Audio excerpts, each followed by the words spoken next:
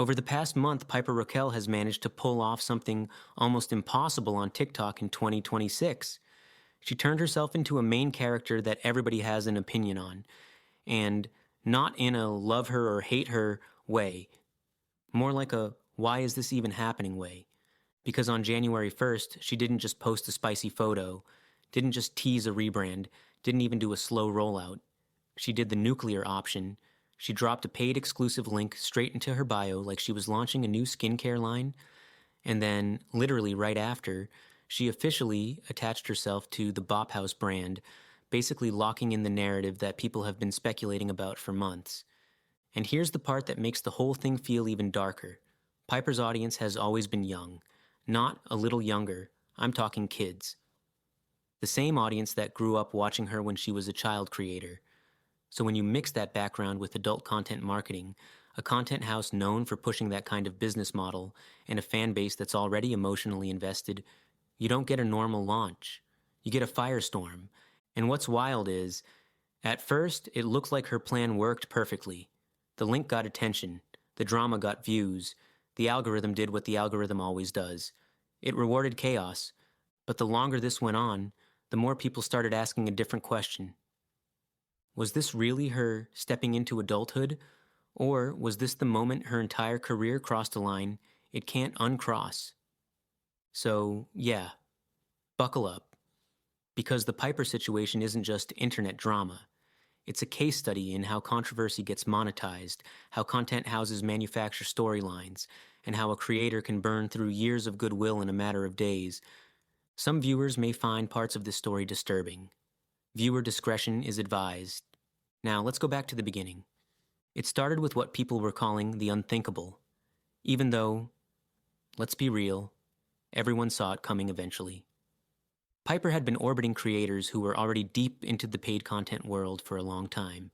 She was filming TikToks with them constantly, showing up in their trips, popping in their content, and basically living inside the same ecosystem where the blue page business model is treated like a normal career path. And the internet had been side-eyeing it for a while because the optics were always weird. A lot of these collaborations were happening before she was even 18. And that detail matters because it changes the entire vibe of what people think they were watching. Was it innocent creator networking, or was it a soft launch into a pipeline? By late 2025, the hints got louder, not necessarily explicit, but enough to make people speculate that a link drop was coming. Then January 1st hits, and boom, no warning, no explanation, no, I'm deciding to do this privately, no statement about boundaries, just a paid exclusive link sitting in her bio across platforms like it's the most casual thing in the world. And immediately, the reaction split into two camps. On one side, people yelling secure the bag, acting like it's just business, just adulthood, just a creator making a choice. On the other side, people freaking out, not because they're shocked a link exists, but because they're uncomfortable with how young she still looks, how young her audience is, and how fast this flipped from child star to adult marketing. And the thing that poured gasoline on the whole fire, Piper didn't really address it. No serious sit down. No clear explanation. No boundaries for fans.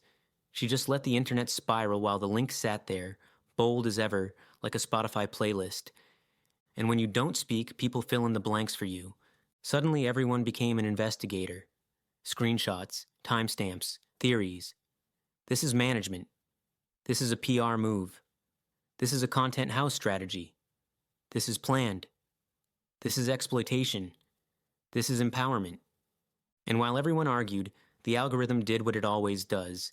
It kept pushing the chaos. Now the hypocrisy angle is where things really started to sting her, because for months before this, Piper had been posting about getting closer to God, finding peace, using faith-based apps, becoming a better person. The whole I'm healing, I'm growing, I'm changing vibe. And if you're a fan who actually bought into that storyline, watching her immediately pivot into paid exclusive marketing feels like a slap in the face. Not because people expect influencers to be perfect, but because it makes the religious era look like branding, like content, like a phase designed to build trust. And her fans noticed. Comment sections filled up with disappointment. People weren't even just angry. They sounded genuinely hurt, like they had defended her for years and now felt played. Then Piper started posting explanation-style TikToks. And honestly, those made it worse. Because instead of calmly saying, "This is my choice, I'm setting boundaries, please don't expect anything you're uncomfortable with," the vibe came off more like, "I'm already getting hate, so I might as well maximize it." And that's where the money flexing became a problem.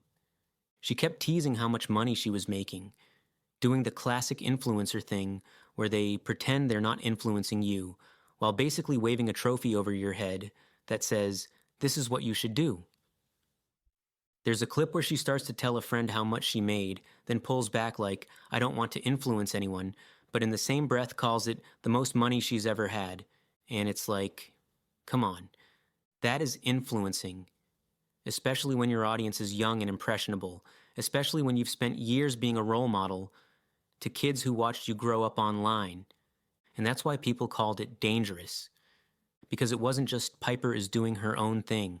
It was Piper is normalizing this as a path, while being surrounded by a content house that does the same thing daily, like it's a lifestyle brand. Now, around this point, the situation started getting even weirder for a different reason: the platform itself. Because she didn't even drop a link to the most well-known site. It was some lesser-known paid content platform that most people had never heard of. And whenever creators go with a no-name platform, the internet assumes one of two things. Either the platform offered a massive incentive, or someone behind the scenes wanted more control over the rollout. And honestly, neither option makes it feel better. Then you have creators online reacting with the obvious question, if your career is already massive, why do this? Piper isn't some unknown person struggling to make rent. She has tens of millions of followers. She has brand deal potential. She has platform reach most creators would dream about. She lives in a house that screams money already exists here. So the argument that this is about survival doesn't land. Which leads people to one uncomfortable conclusion. This is about maximizing profit, not necessity. And when it looks like pure profit chasing, that's when sympathy fades fast. Now, the family angle is where it gets genuinely unsettling. Because Piper didn't just keep this private, she started pulling family members into the content around it, especially her grandma, treating it like a funny, wholesome moment, when the topic itself is not wholesome at all. There's that clip where she shows her grandma the first set she posted, framing it like, "We're family, we should all be aware," and her grandma's reaction is basically horror and disgust. Even if that clip is exaggerated for content, it shows the same pattern we've seen for years: Piper's personal life, family, and boundaries being used as entertainment. And when people see family being used as a prop to market adult content, it triggers a different kind of anger. Because the question becomes, who is really benefiting from this? Is this Piper making independent adult choices? Or is this the same machine around her finding a new way to cash in? Now, around the same time, the internet started questioning the money claims, because allegedly, there were screenshots floating around showing insane numbers, like over 1 million in the first hour and around 3 million in the first day. And sure, big creators have pulled crazy numbers before. We've seen it with other viral internet moments where a countdown leads to a stampede of purchases. But people online started pointing out weird details in the screenshots, things that looked edited, like formatting mistakes or dollar sign placement. And you know how the internet is. The second someone smells Photoshop, it becomes a feeding frenzy. Now, here's the reality. Even if the exact numbers were exaggerated, it's still obvious she made a ton of money. The platform launch itself became a spectacle, and spectacle sells. But exaggerating numbers is a specific kind of flex. It's not, "I am successful." It's, "Look how much richer I am, because I did this." And again, that message hits differently when your audience has kids in it. Then, right when the internet already thought the situation couldn't look worse, Piper officially joins the Bop House. And if you don't know what that brand represents online, it's basically a content ecosystem where adult marketing is heavily normalized. With creators collaborating and cross-promoting each other's paid pages while staging drama, pranks, and storylines to keep attention locked. So her joining was like a stamp of confirmation on what people had been saying. And almost instantly, you get internal drama. Some members of the house start speaking out like, "This is wrong. She just turned 18. This is a terrible environment. We don't want to influence barely legal girls to do this without giving life a real shot. And on paper, that sounds noble. But then people immediately pointed out the contradiction. A lot of the same girls acting outraged are the same ones who were collaborating with her regularly while she was still underage, and many of them started their own paid content pages as soon as they turned 18 too. So the moral outrage felt selective, and that's what made viewers suspicious that this wasn't a real ethical stand. It was storyline content. Because right after all the serious "we're standing up for what's right" videos, suddenly the account gets wiped, and then you see conveniently filmed pranks and casual living room footage that just happens to capture the perfect angles at the perfect time. And you're sitting there like, so you're telling me the living room camera was rolling exactly when the drama popped off? You're telling me these random moments just happened to be filmed? You're telling me nobody noticed a person sprinting into frame before pushing someone into a pool? It starts feeling staged, like reality TV, but cheaper. Then you get podcasts where creators go back and forth, trying to sound mature about it, saying things like, "We're trying to protect her, we're concerned about the dark side, the internet is forever, I regret what I posted when I was younger." And again, those points are actually true. The internet is forever, but if you really wanted to protect someone, you wouldn't publicly bully them, publicly isolate them, and publicly create content about their discomfort. You'd have a private conversation. So the whole thing starts looking like manufactured conflict to drive engagement and funnel traffic to paid pages. And to be fair, it worked. People took sides. Comments exploded. The algorithm kept serving it. Everybody won. Except the audience that's too young to understand what they're watching. And Piper basically stayed in the center of it, acting like she's just doing what she wants, which is a very modern influencer strategy. Never fully explain, never fully apologize, never fully commit to one narrative, just keep moving and let attention do the work.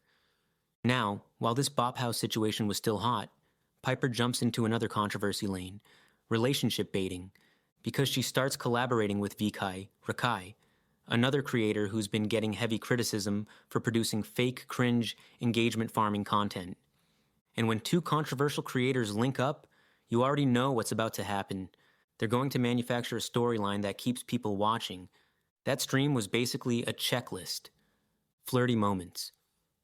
Are we talking off camera? Hints? Chat bait? Parasocial nudging?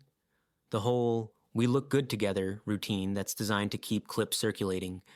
And honestly, the saddest part is how predictable it is, because there are viewers out there who genuinely believe it. They spam W's. They get invested. They write fan edits. They defend the relationship like it's real. And creators know that, so they keep pulling the thread. Then they take it further. Hot tub stream energy, which is obviously a strategic move when you're already trending for adult content links. It's not subtle. It's attention stacking. One controversy feeding into the next.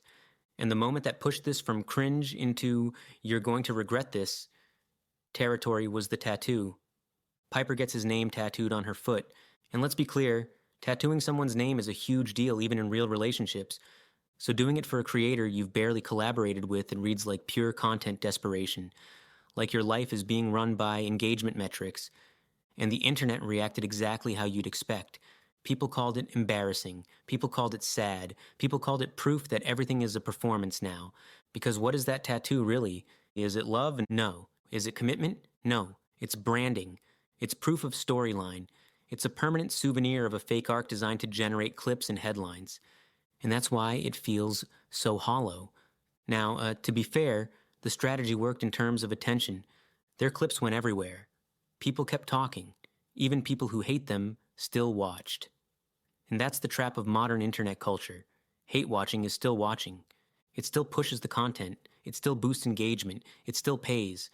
And when the storyline ends, both creators get to walk away with bigger numbers, more followers, and more people curious enough to click the link in the bio. That's the real product, not the relationship, not the drama, not the friendship. The product is attention. And Piper is leaning into the kind of attention that changes your career permanently. Because there's a point where you can't go back to being the safe creator everyone defended. You become the controversy creator everyone debates. Now, here's the part people don't want to say out loud, but it's the truth. Piper has been online since she was basically a kid. She grew up with a camera on her. She grew up with adults managing her career, shaping her image, deciding what gets posted, deciding what's good for engagement. So when you see her making choices that look extreme, it's hard to know where the line is between Piper is choosing this and Piper has been conditioned to treat her life like content. Because if your entire identity is metrics, if your entire world is views, if your entire income depends on staying relevant, then the unthinkable becomes normal. A link drop becomes a strategy. A content house becomes a funnel. A tattoo becomes a clip, and that's why this story is bigger than just Piper got hate. It's about how the influencer pipeline works, especially for young creators. It's about how controversy gets monetized. It's about how content houses manufacture conflict while pretending it's moral. And it's about how fans get dragged into narratives that aren't real, but feel real enough to keep them emotionally invested. So yeah, maybe Piper made a ton of money. Maybe her link drop was successful on paper, but the cost is something you can't measure in screenshots and flex videos. It's the moment people stop seeing you as a person and start seeing you as a product, and once that happens, the internet doesn't care how you feel. It only cares what you'll do next, because the algorithm isn't asking if this is healthy, it's asking if it's clickable. And in Piper's world right now, it looks like clickable is winning, for now.